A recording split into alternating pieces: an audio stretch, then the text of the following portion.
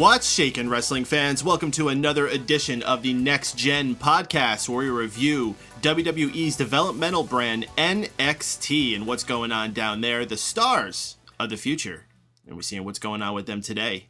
If you enjoy the show, this show is available as part of the Mega Powers Radio Network, meaning you can find it at megapowersradio.com, also on the official Mega Powers Radio YouTube channel. So if you're a YouTube person, please subscribe so you can get the show easily to you every single week. We are coming soon to iTunes and Stitcher. I have been receiving a lot of requests for that. I just got to get some things sorted out, and we will be on there very, very soon. Now, before I start digging into NXT, just wanted to tell you guys why you might notice that this is a little more hastily done of a show. I am going away to a music festival this weekend, and as such, I had to get this done as fast as possible. Otherwise, it was not going to get done until next week. And that also explains why I am here alone. That's right, I don't have anybody here with me. You are getting me, Mike Paden, 100% this evening. It's a Paden explosion coming through your ears. So, I am going to be reviewing the June 3rd, 2015 edition of NXT. Honestly, a missable show. I was very excited after last week. I feel like they followed up their Unstoppable program very well, setting things in motion to whatever their future is. This week felt a little bit more like a filler.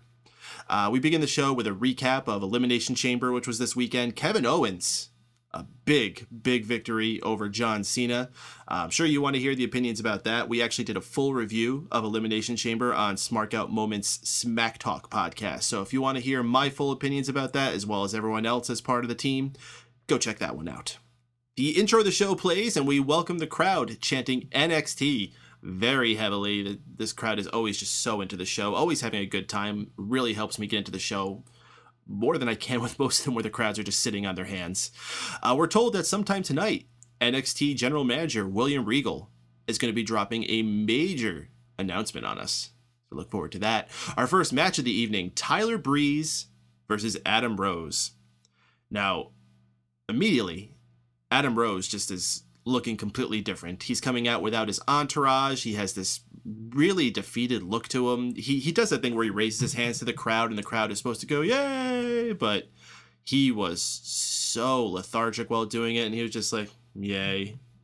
The crowd still loved him, though. They were singing his Whoa-Oh song. Even during this match, there was a point where they were chanting for him to be Leo Kruger again, or at least 50% of them. 50% was chanting, "We want Kruger." The other 50% saying, "No, we don't." Another good "Let's go Cena, Cena sucks" type chant where they're going back and forth. This was a very, very slow match. Lots of putzing around the ring from both of these guys. Adam Rose actually keeps control of this match like the entire thing. Like, I understand you have short matches and you want to do your typical thing of the heel having the heat throughout it and the babyface making his comeback, but Adam Rose literally kept control of this match for nearly the entire thing. Tyler Breeze hits one move, the beauty kick, and gets the pin. So Tyler Breeze wins, as he should have, but he doesn't really look too strong coming out of this because he just came back and hit the one move. I think the bigger story that they're telling here is what's going on with Adam Rose. Seems like he's dropping the party all the time gimmick, and he's maybe looking to get a little serious, a little more determined to get himself into a spot where he's taken seriously. Also worth of note, this is the first time I've really noticed Tyler Breeze working as a babyface. As I said, he was taking a majority of the punishment throughout this match and then made the comeback, and the crowd was certainly warming up to him, as they have been for a while. So if they're taking Tyler Breeze in a babyface direction, thumbs up. Thumbs down on Solomon Crowe. Backstage, who's pacing around. He's saying that he doesn't regret what he did last week because he got to speak his mind. But when he comes back, he's going to be better than ever. The hell does that mean? Where's he going? I don't remember him getting, like, injured and stretchered out like Sami Zayn was. He's just going away? Good. Fuck that guy. Someone else who is away right now, Dana Brooke. Off doing a fitness model competition. We spent a lot of time talking about what we thought Dana Brooke's motivations were on last week's show and how she really just wants to be a fitness model. Well, this just confirms it. She's over in Rio de Janeiro doing some Arnold Schwarzenegger fitness competition. Good news is I think she won, so it looks like she's going to the finals, the world finals. So that's good. Another person I'm not in a rush to see come back, though. Someone else that the whole crowd was not too welcome to see, though, was Eva Marie, the moment that Greg Hamilton on the stage says that he is going to be bringing on someone from Total Divas, the crowd just starts booing, and they don't stop. They don't stop. They invite Eva Marie out. They were very kind enough to zoom in on the one fan that was clapping in the crowd for her, but besides that, the crowd just booed this girl to pieces. They wouldn't let her speak. They were chanting, "You can't wrestle." Even when she was in there trying to say how great the women's division in NXT is and how they stole the show, the crowd was just kind of like, "Yeah, but you still suck. Fuck you." I actually felt bad for this girl at one point. She couldn't get a word in. And it's one thing to show negative energies towards a person, but this girl just, I don't know. I felt bad for her. She said that she is going to be joining the women's division down there, and she looks forward to competing in it. Doesn't sound like the crowd's too looking forward to it, though.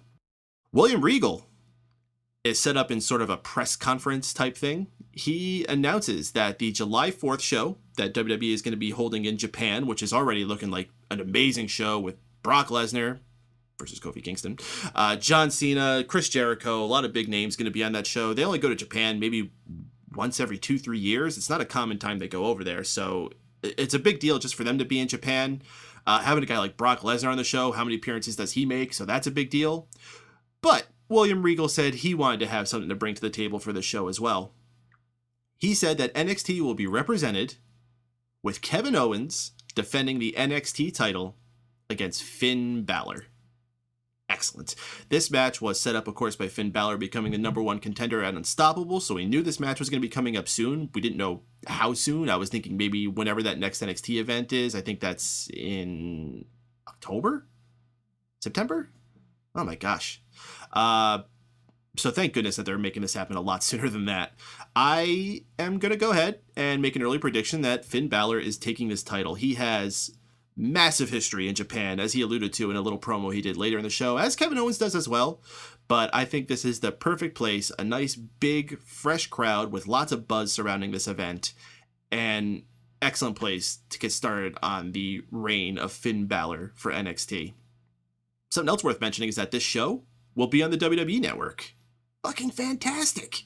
You got this network to do anything you want with, and if you're doing these big shows, why limit it to just the people in the crowd? If you really want to sell that $9.99 every month, give people special things like this. You know, how often do we get to see a show in Japan with a Japanese crowd, Japanese lettering all over the place?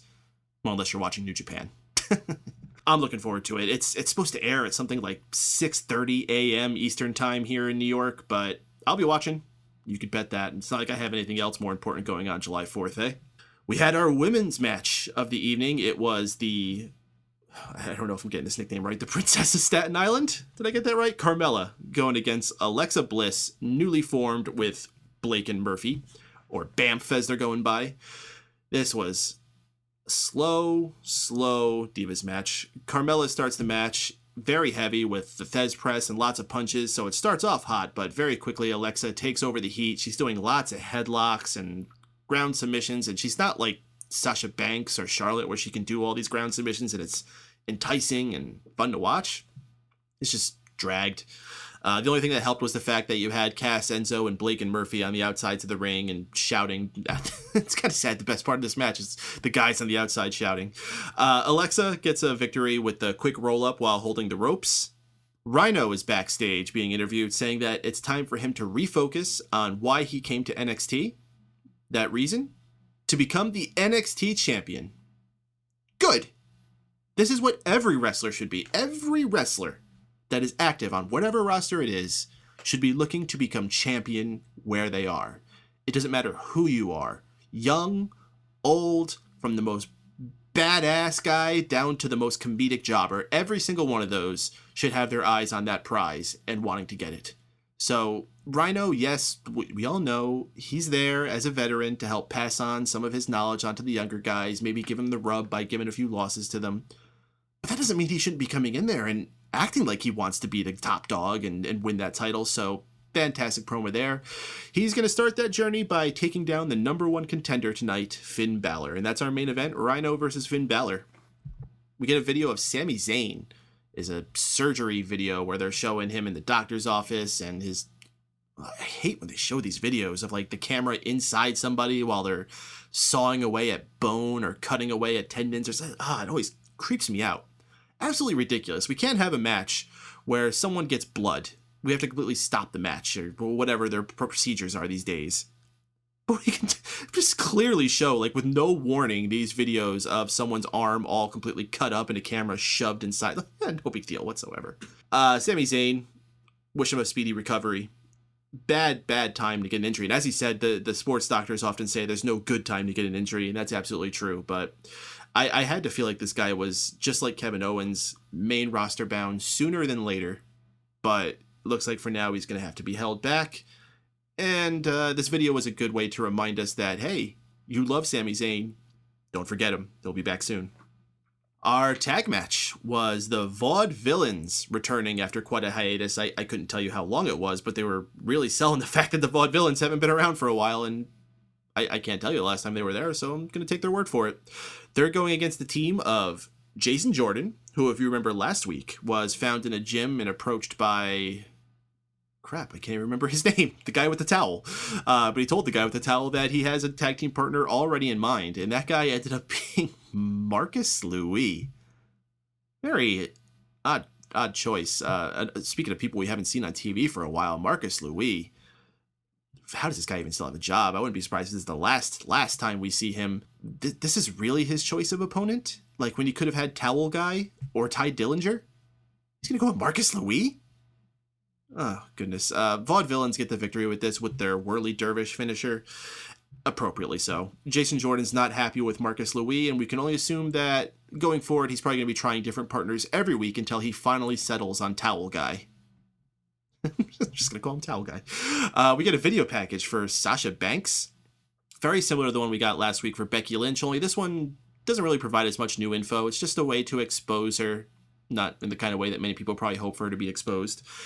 Just, again, show off your champion. Show her that she's done a lot over these past few months. She's raised herself up, too. It's not quite a story as Becky Lynch's was, but when she came in here, she was just this really small girl, and no one gave her the time of day, thought she would do anything there, and now she's running things. She's the boss.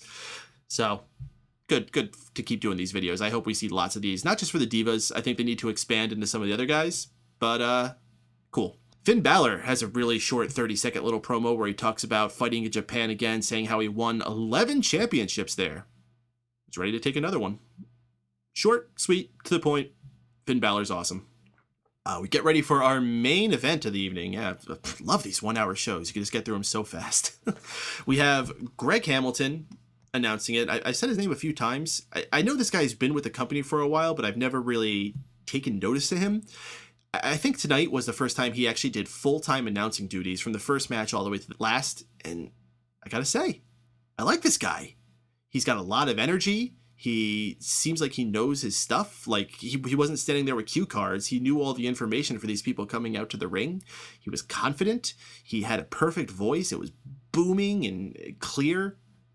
I think this is my new favorite ring announcer. Make a big statement like that on the first time I'm seeing him. But, man, when I compare him to like Eden Styles or some of these other people they got going on right now, this guy's awesome. We have our main event of Rhyno versus Finn Balor. The crowd begins with an ECW chant as soon as the bell rings. It's Rhyno, of course, he's an ECW guy. Can't just let it go. Lots of intensity from both guys at the start. Rhyno is working the heel throughout this match, which is kind of out of nowhere, considering it was just a couple weeks ago we saw him in that match with Baron Corbin, where he was very clearly the babyface. He's mocking Balor's, as I'm going to call him, the epic arms, when he throws him in the air for the during his songs. Eventually, Balor goes for the coup de grace finisher, but Rhyno moves out of the way. Rhyno charges for a gore. Balor ducks, sending Rhyno into the corner. Balor rolls up for the pin, gets the victory. Not a 100% decisive win as far as hitting his finisher and all that, which is fine because this doesn't look like the end. After the match, Balor is going up to pose at the top of the ramp. Rhyno comes from out of nowhere, like completely out of frame. Like they made him look like he walked to the back and he was gone. But he comes from out of frame and gores Finn Balor out of his boots. Like, I'm not even kidding. They're standing at the center of the stage, and Finn Balor, from this gore, ends all the way at the very, very end, where that screen is at the end of the stage. It had to have been 5 or 6 feet that these guys flew. It was amazing. Okay, I guess. I'm not particularly excited for more Balor and Rhyno matches, but you're going to have to do something with him on TV while you're waiting for him to face Kevin Owens on July 4th. So if this just kills some time, whatever. I'm sure Balor is going to win and it's not going to hurt him in any way. And gets Rhyno a payday. And that's the show. Really short. I love these NXT shows. This is so much more fun than reviewing Raw. And if you had fun listening to this show, well, there's lots of ways you can support us so we can keep new episodes going forward. First off, just keep listening to us.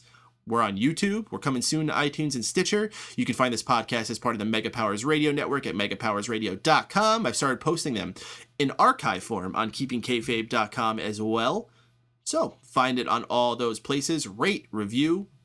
If you really want to become a supporter, though, best way to do that is head to patreon.com/megapowersradio, where you can donate a amount of as little as $1 to help Mega Powers Radio continue succeeding, growing, and providing all this awesome content for you. So, as I said, just me this week. Hopefully we'll get things back into a more exciting order next week, but thank you for listening and dealing with my voice throughout this little short of 20 minutes. I promise next week will be more exciting. I am going off to Mountain Jam, where I'm going to see lots of cool bands like Rusted Root and the Wailers and Revolution and Grace Potter. I am stoked. Even Robert Plant's going to be there. So I'll be having fun with that. Until next time, this has been the Next Gen Podcast. We'll see you next week.